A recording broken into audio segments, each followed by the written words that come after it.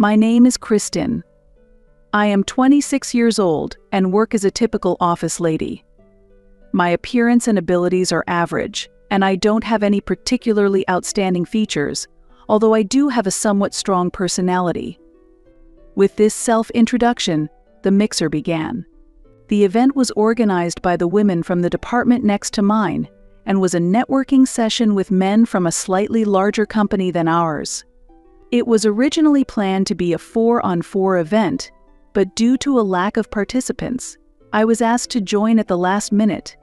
I'm not particularly beautiful, but I'm not so ugly as to spoil the mood, and I'm sociable enough to fit right into a mixer. Currently, I don't have a boyfriend and I wasn't expecting to find a wonderful encounter at the mixer, so I focused on enjoying the meal. The venue was a casual Italian restaurant. Right from the start, the other 3 participating women set their sights on 2 men who were handsome, slim, and had the look of Korean pop stars. The remaining men were a man with plain looks wearing glasses and a well-built, large man. The large man sitting opposite me introduced himself as Ryan. His robust muscles, visible even through his shirt, along with his facial features and thick beard, were exactly my type. I've always preferred muscular, burly men over slim, pretty boys. To be specific, a rugby player would be ideal. He doesn't need to come riding on a white horse. In fact, a man who can carry a white horse would be my ideal. This is one reason why I'm often invited to mixers. My preferences hardly overlap with those of other women. You have amazing muscles. Do you play any sports? I asked him actively. I played rugby in college, and now I focus on weight training. That was a jackpot. I rejoiced inwardly. Ryan also participated, focusing on the meal and didn't actively talk to the women much, enjoying the delicious food that was served. His way of eating was impressive.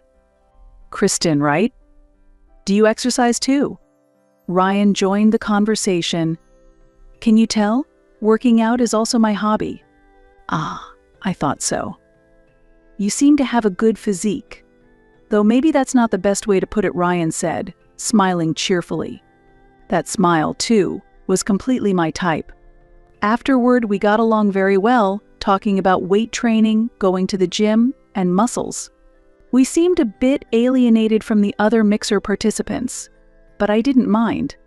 Ryan and I exchanged contact information and made plans to work out together in the future. At this meal intended for making acquaintances, it seems that Ryan and I were the only ones who formed a pair. Ryan is a year older than me, 27 years old.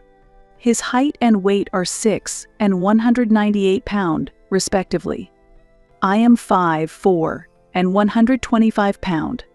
Usually, men with large builds prefer small and delicate women, but Ryan showed no such tendencies, and he seemed genuinely happy to enjoy bodybuilding, our common hobby. Thus we met, and not only did we go on training dates, but we also enjoyed typical dates like watching movies and dining out, and naturally conversations like, I want to have gym equipment in the living room when we get married and we'll need a big living room for that started happening.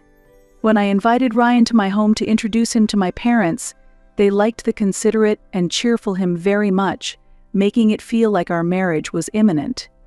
Next week, I planned to visit Ryan's home. I heard that Ryan lost his mother in his childhood and was raised mostly by his sister, who is 7 years older than him.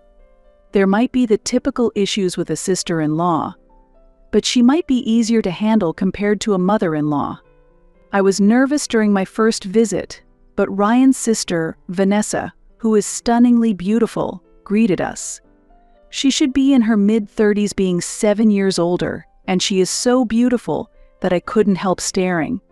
She looked like a more refined version of Ryan, almost the same height as me, but slender and seemingly without much muscle, and her long black hair was striking.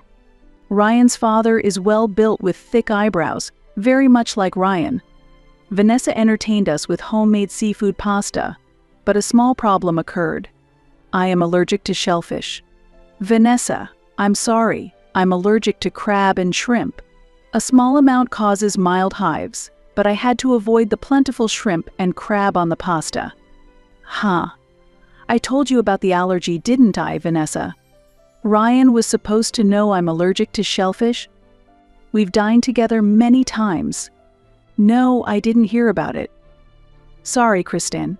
It's okay. Ryan, can you eat this crab and shrimp for me? With that, Ryan gladly said, of course, and took the crab and shrimp from my plate to his. I felt Vanessa's gaze become a bit stern, but I didn't particularly mind. I'll be more careful next time.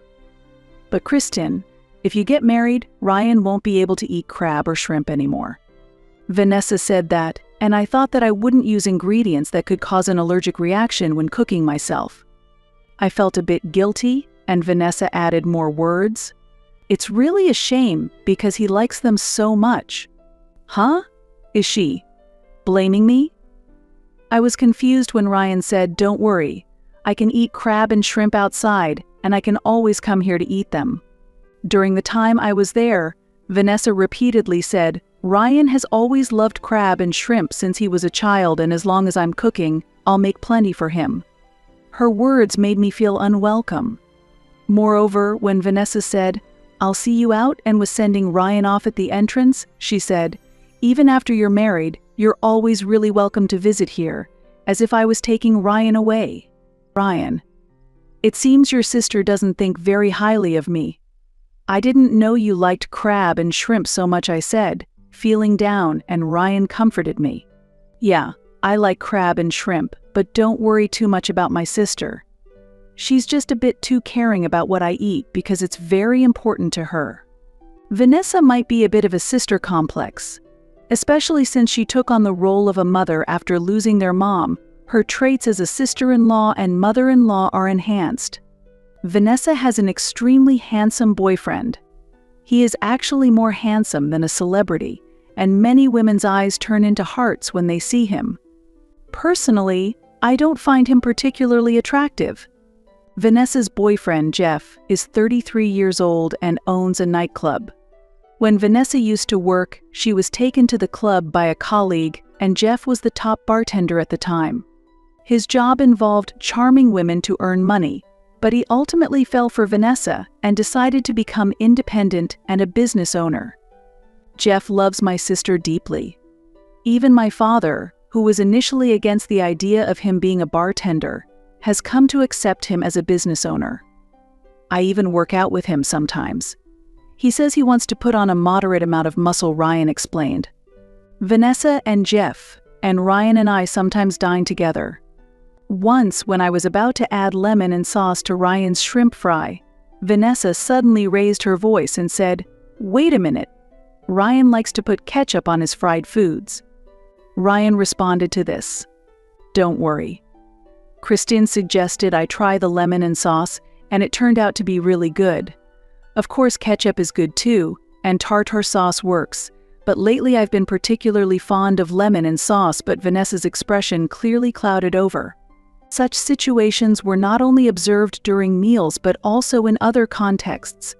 For instance, when Ryan began showing interest in foreign dramas influenced by me, or his style of dress started to change gradually, Vanessa always seemed displeased. There were also things that felt a bit odd. When we dined at Ryan's house, I often ended up with hives, a reaction to allergies. Although no crab or shrimp were directly served, it was possible that condiments containing extracts of these shellfish or finely mixed ingredients were used, which I would not recognize.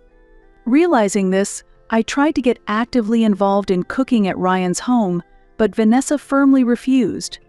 "If that's the case, why don't you help with the dishes instead?" she said. And I ended up washing the dishes without any opportunity to check what was really going on. One day, I started the conversation by saying, "I got hives again after we ate here last time," but she responded, "That's strange, we didn't use crab or shrimp." "Kristen, is it possible you have other allergies?" It was as if she was suggesting that I was the problem. She then added, "If you have allergies to so many things, it's going to be difficult for you to cook for Ryan. I'm worried about him clearly prioritizing Ryan without any real concern for me. For the record, I don't have any other allergies. I have had a thorough allergy test before." Even after telling her this, Vanessa was not convinced. I realized that it wasn't just a matter of her disliking me, but that she was reluctant to let Ryan move away from her. However, Vanessa is already 35 years old, and it's not feasible for her to remain overly attached to her brother. Since she is infatuated with her boyfriend, I'm considering if there is a way to resolve this with his help. Hey, aren't Vanessa and Jeff going to get married? I think they should move forward, I asked Ryan, and he replied, I've talked about it many times too. But she says she can't think about marriage until I'm settled and married. It seems that Vanessa herself might be delaying her own marriage. And then, an incident took place one day. When Vanessa and Jeff invited us for a meal, right after Ryan excused himself to the bathroom, Vanessa also stood up saying, I need to step out too. Shortly after, Ryan returned supporting Vanessa, who was covering her mouth with a handkerchief and appeared to be in pain. Jeff stood up and offered, Are you okay? I'll take you home, but Vanessa declined, saying, It's fine. We've already ordered the food, so enjoy yourselves. I'm going home with Ryan, and they went home together. Left behind, Jeff and I faced a slightly awkward atmosphere, but since it was a fancy French course, we made sure to enjoy it. Then Jeff looked at me and said, Kristin, you're quite unique. Very innovative and lovely, complimenting me. As expected of a former bartender, he's skilled at flattering women. But it didn't end there. Unbelievably, Jeff gently took my hand and whispered in my ear, Hey, how about we have fun together? No, I thought. What is he thinking? Right after his girlfriend, feeling unwell, just left. He's supposed to be crazy about Vanessa. Handsome as he may be, his behavior was questionable. This action triggered a flurry of questions in my mind. Please stop joking. Vanessa would be sad if she heard this, I lightly admonished him, but Jeff's response was unexpected. With a meaningful smile, he said, She won't be upset. Anyway, I'm not at all interested in handsome men, I stated clearly, showing my intention to decline. To that, Jeff just laughed and said, You're interesting, Kristin, without taking offense. Refusing his offer to drive me, I hurried to the station while contacting Ryan. I felt a strong need to see Ryan. Why did you call me to such a place? What happened? Ryan asked. In a hurry to find a private place, I summoned Ryan to a shop in front of the station. I'm sorry. By the way, how's your sister? I asked, though I wasn't really worried. Ryan said, When we got home, she was fine right away. She was really causing a fuss. It's a pity we couldn't enjoy the French meal. Then, I made a shocking confession. Afterward, Jeff made a pass at me, I told Ryan, and his usually calm demeanor turned serious. What? Why? He's supposed to be with my sister, he said, stunned and at a loss for words. Yes. That's why I told him Vanessa would be sad. But Jeff said she won't be upset. What does that mean? I asked. That's bad, Ryan murmured, deep in thought. The story Ryan shared afterward was somewhat surprising. Whenever he introduced the women he dated to his sister, they inevitably broke up soon after. The reasons for the breakups consistently involved the women saying they'd found someone else. Once I saw an ex-girlfriend getting friendly with a man who looked like Jeff. It was from a distance, and he was wearing sunglasses, so I thought I was mistaken, but Ryan said. Hearing that, I was astonished. It seemed that Vanessa might have orchestrated these scenarios with Jeff to ensure Ryan and his girlfriends broke up. This was too serious to be dismissed as a laughing matter. Normally, I avoided it, but I decided to share my suspicions with Ryan directly. I revealed how I often experienced hives after eating meals prepared by Vanessa and confirmed that I have no allergies other than to shellfish. I can understand that she wants to keep you close, but in this situation we can't be happy. And it's not good for her either, I said. Yeah, you're really right. Sorry, Kristin. I didn't expect it to come to this. I never thought my sister would go to such extremes. Ryan seemed clearly shaken, but this was a serious issue for me too. If you choose your sister, Ryan, then I can't continue this relationship. When I made my resolve clear, Ryan responded decisively. I choose you, Kristen. We'll tackle my sister's issues together. Once we leave the house, she won't be able to do anything." Then, with deep emotion, he added, "But I'm really glad you're not interested in handsome men. It wasn't all my fault that I got dumped. I couldn't help but sympathize and laugh a little." Thus, our bond strengthened even further, and we moved toward marriage. From that day on, I no longer went to Ryan's house. Keeping distance meant his sister could not interfere. The wedding preparations were going smoothly, but it wasn't without concerns. A little internet research reveals numerous horror stories about things that can go wrong at weddings and receptions. Unexpected things might happen, so it's best to be prepared. During a meeting about the ceremony, when I asked the planner how often wedding troubles occur, she sensed my anxiety and kindly asked, "Is there anything in particular you're worried about allowing me to open up and consult?" Hoping nothing would go wrong, I entered the dressing room on the wedding day, only to be met with a shocking sight. There was Vanessa, furiously tearing my wedding dress apart with a large cutter knife. Scattered around her feet were trampled accessories. I had expected some sabotage, but imagined something like water or coffee being spilled on the dress. However, I never thought she would cut the dress with a cutter. "It's all ruined now. What a shame," Vanessa said, a smile playing on her beautiful face. But I responded without flinching, "It's all rentals anyway." Naturally, most people don't order their wedding dresses as expensive haute couture. Her smile faltered a bit. "What? But you can't have a wedding without a dress." "Just in case, I have a spare dress prepared. It's a shame because I liked the ruined dress more. But I guess I'll have to go with the other one," I replied as calmly as possible. Just then, there was a knock on the door, and Ryan entered the dressing room. Seeing the situation, Ryan was at a loss for words. "Vanessa, why would you do something like this?" The planner with me then asked, "All these dresses and accessories belong to the venue. Should I report the damage to the police? We'll cover all the costs." "I don't want a criminal in the family on our wedding day," Ryan responded. When Ryan used the word criminal, his sister finally grasped the situation and started yelling, "Criminal? What are you talking about? I'm just against this marriage." "Too bad, but we're already legally married and we're officially a couple. Canceling today's ceremony won't mean anything," I told her. After a moment of shock, she collapsed to the floor, murmuring, "No, that can't be true. It's a lie." At that moment, Ryan continued, "Please stop, Vanessa. I don't want to hate you." At his words, she broke down crying like a child. Ryan. I asked Ryan to take her out of the dressing room, and I quickly fixed my makeup and changed into the spare dress.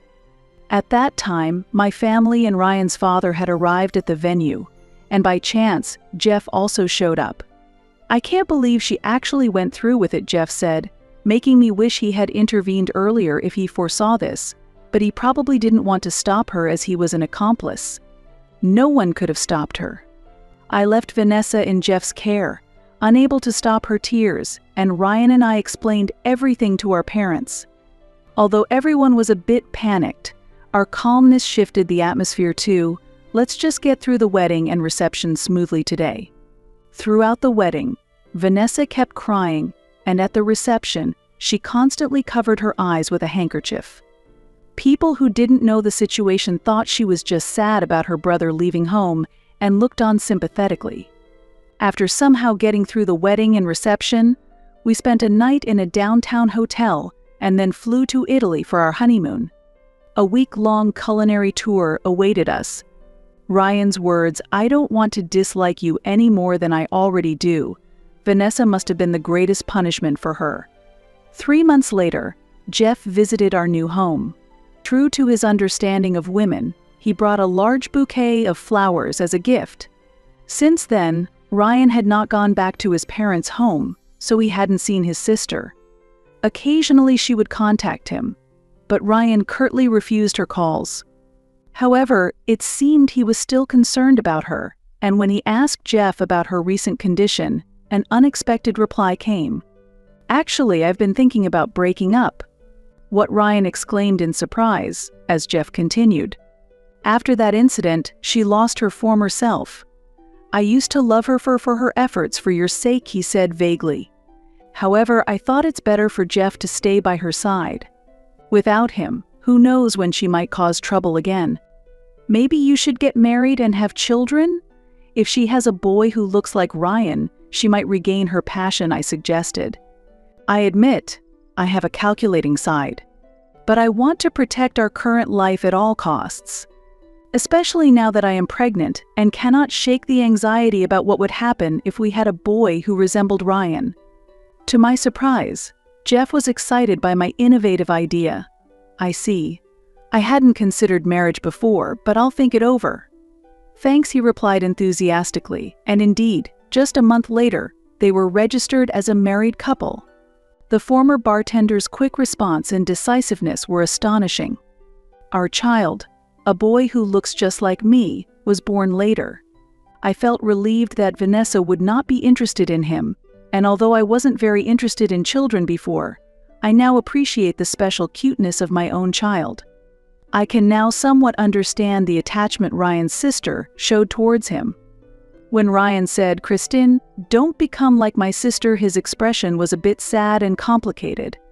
Jeff and his wife went on to have a child as planned. She smoothly got pregnant and gave birth to her baby. Contrary to our expectations of a boy resembling Ryan, they had a beautiful little girl, precious like a gem. Unexpectedly, it was not Vanessa but Jeff who became enchanted with their daughter. He would send us cute photos of her growing up, even though we never asked for them. Recently, she celebrated her first birthday, growing even more angelic in charm. Our 2-year-old little troublemaker is quite the monster, but that just adds to his cuteness. Jeff has boasted that he would use any means necessary to scare off any boyfriends his daughter might have. The couple seems to have similar personalities in that regard. There seem to be frequent disagreements between them regarding their daughter, but honestly, it's none of my concern. They always send only photos of their daughter, never of the whole family, which I find a bit curious, but it's not my issue. After all, I am due to give birth again in 2 months. And it's going to be twins. The little ones are as active as small monsters, requiring a lot of attention. I don't have the spare capacity to worry about another family's issues. The training machine set up in our large living room is used only by Ryan in the end. I had planned to use it for postpartum weight management, but before I knew it, it was being used to hang laundry. I realized the importance of maintaining the strength and stamina needed to chase after our children. If we have more kids, we really should move the machine and go to the gym. But even without the machine, we won't be short of weights, Ryan jokes as he does squats with our son on his back. Watching him, I reconfirmed how much I love that about him. So I believe I will not become like his sister. I hope that when our children grow up, they too will have the experience of a wonderful life with great partners, just as I am experiencing now.